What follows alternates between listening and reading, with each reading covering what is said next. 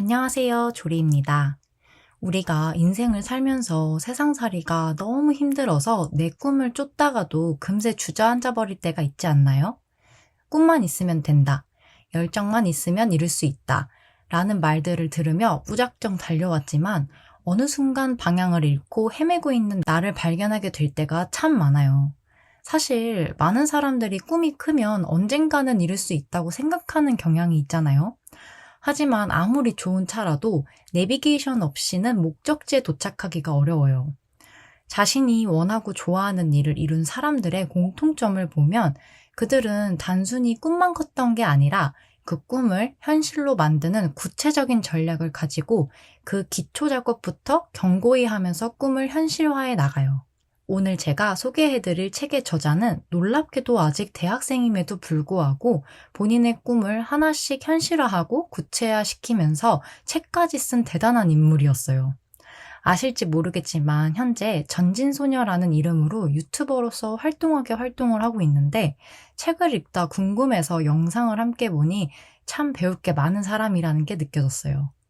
어려도 배울 점이 정말 많은 전진소녀가 쓴 나는 어떤 사람이 되고 싶었을까? 라는 책을 읽으면서 제 인생의 전반을 되돌아보게 되고 나는 과연 내 꿈을 위해 무엇 하고 있을까를 곱씹게 되었고요. 그 중에서도 제가 더욱 소개해드리고 싶은 부분에 대해 깊게 이야기해 보려 합니다. 여러분의 꿈이 더 이상 막연한 희망이 아닌 실현 가능한 목표가 될 수 있도록 영상이 많은 도움이 되면 좋겠어요. 그럼 꿈을 이루는 사람들만이 알고 있는 전략적 접근법에 대해 함께 알아볼게요. 첫 번째 전략은 대세가 아닌 나만의 이유를 따르기입니다. 책을 읽으면서 가장 생각이 많아졌던 부분을 짧게 읽어드리자면 엄마, 나 그 브랜드 옷 사고 싶어. 왜 꼭 그 브랜드여야 해? 그야 뭐 예쁘니까. 내가 여기서 말하고 싶은 건 다수의 의견에 내가 무작정 휩쓸리고 있는 건 아닌지, 무언가를 좋아하는 너만의 이유가 있는지 한 번쯤은 꼭 물어봐야 한다는 거야. 저는 이 부분에서 잠시 생각을 이어갔어요. 나는 지금 내가 추구하고 원하는 것들이 과연 내가 진짜로 원해서 하는 걸까? 아니면 나도 모르게 다수가 원하고 좋아하니까 나도 휩쓸리고 있는 걸까? 후자라면 그건 너무 싫은 거예요. 좋아하는 이유가 내가 아니라 미디어에서 만들어낸 마케팅 때문일 수도 있다는 게 참 싫더라고요. 한 예로 요새 라부부가 엄청나게 유행을 하고 있잖아요. 이게 사고 싶은 사람이 폭발적으로 많아지니까 품귀 현상까지 벌어져 이걸 못 구한 사람들은 더 구하고 싶어서 엄청난 웃돈을 주고서라도 사는 걸 보고 대단하다라고 느끼는 반면 저 사람들은 라부부 작가와 그 캐릭터를 이루고 있는 감성과 느낌을 좋아해서 사는 걸까? 아니면 유명 연예인이 마음에 든다고 발언한 이후 소위 라부부 열차에 함께 탑승하기를 원해서 휩쓸리고 있는 걸까? 라는 생각이 들었어요. 정말 재밌는 건 저는 라부부를 처음 봤을 때는 되게 익살스럽고 귀엽게는 생겼네 이 정도였거든요. 근데 SNS나 주변에서 계속 라부부 이야기를 하고 품귀 현상까지 벌어지고 있는 엄청난 영향력을 지닌 캐릭터라는 게 인지되는 순간부터 그 인형이 너무 가지고 싶어지는 거예요. 나도 저 인형을 가지면 좀 멋있어 보일 것 같고 막 그런 느낌 있잖아요. 그래서 실제로 라부부 리셀도 찾아보고 있는 저를 발견했어요. 그 순간 이건 내가 좋아하는 진짜 이유가 아닌데 싶더라고요. 이건 이런 물건에만 적용되는 게 아니에요.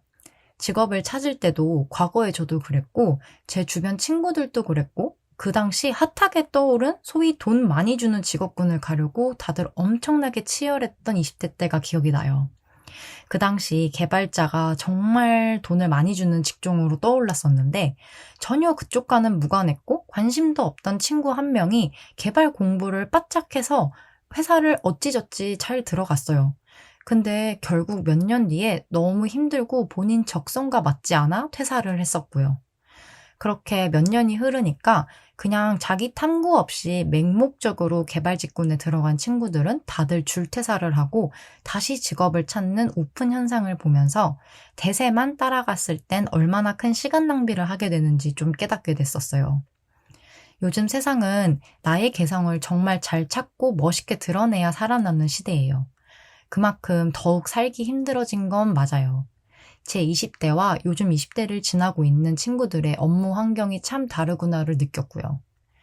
그러니 원하는 목표가 있고 꿈이 있다면 더욱 깊게 나는 어떤 사람인지 탐구하고 무언가 결정할 때 내가 생각하는 이유들을 명확한 기준으로 판단하고 앞으로 나아가야 하지 않나 하는 생각이 들어요. 즉, 남이 우르르 몰려가는 기준 없는 길이 아닌 나를 깊게 관찰하고 나온 그 기준에 의해 길을 걸어가야 하는 거죠. 두 번째 전략은 나만의 레시피를 갖는 것입니다. 책을 잠시 읽어드리면 삶이 하나의 긴 여행이라면 다른 이들의 여행 일지를 살펴보는 것이 나만의 레시피를 갖는 첫 번째 스텝임을 잊지 마. 나와 같거나 비슷한 목표를 가진 이들이 어떻게 살아왔고 어떤 길을 걸어갔는지, 그리고 어떻게 목표 지점에 도달할 수 있었는지 등 그들의 발자취를 따라가다 보면 자신만의 레시피가 하나씩 보이게 될 거야. 저는 이 글을 읽고 과거 제 모습이 생각나서 좀 웃음이 나왔어요. 제가 20대 때 주얼리 사업을 하겠다고 대량으로 물건을 산 적이 있었거든요. 그때는 나는 나만의 개성으로 사업을 할 거야 라는 아주 말도 안 되는 생각으로 시작을 했어요. 시장을 제대로 알아보지도 주얼리 사업에서 성공을 하신 분들을 제대로 찾아보지도 않은 채 그냥 내가 좋아하는 걸 보여주면 되지라는 그런 말도 안 되는 생각을 하면서 판매를 했었는데, 지금 생각하면 그냥 핀터레스트에서 내가 좋아하는 무드 사진 몇 장 올리고 제 물건 사주세요 정도였어요. 결과는 당연히 쓴 돈은 많은데 회수한 건 극히 일부분이었고요.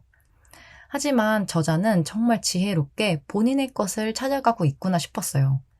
저는 30대가 돼서야 깨달은 내용이지만 세상은 너무 특이하고 익숙하지 않은 무언가가 등장하면 처음은 부정적인 생각부터 한다는 거였어요.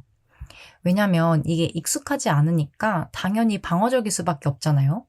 그렇기 때문에 내가 꿈꾸는 목표나 일이 있다면 그 분야에서 이미 성공의 길을 걷고 계신 분들을 충분히 조사하고 그분들의 레시피를 하나씩 배워보는 거예요.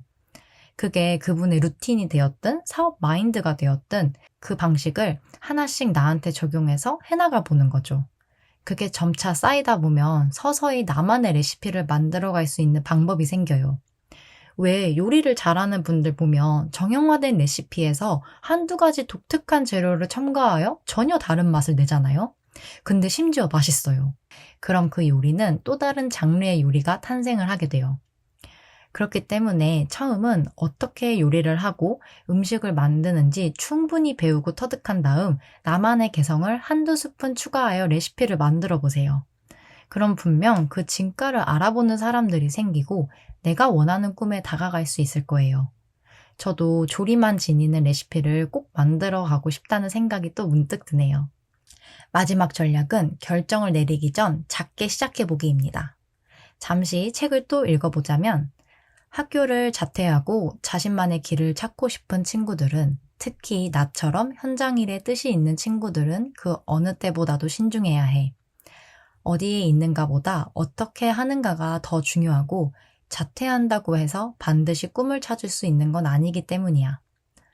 저는 이 구절을 보면서 자퇴란 단어를 퇴사로 바꿔 다시 읽어봤어요.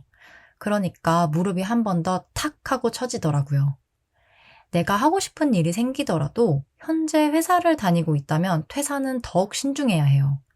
내가 퇴사를 하고 자유롭게 움직일 수는 있지만 어떻게 구체적으로 그 꿈을 이룰 것인가가 막연한 자유보다 훨씬 더 중요하기 때문이에요.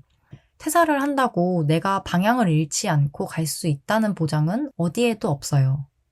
그렇기 때문에 이런 중대한 결정을 내릴 땐 반드시 회사를 다니면서 작게 어쩌면 취미처럼 접근해보라고 말씀드리고 싶어요.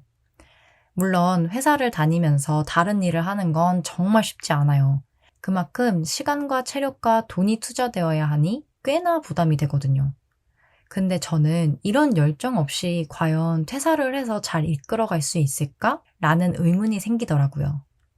사람은 정말 간절하면 퇴근을 해서 어떻게 해서든 원하는 일을 하게 되거든요.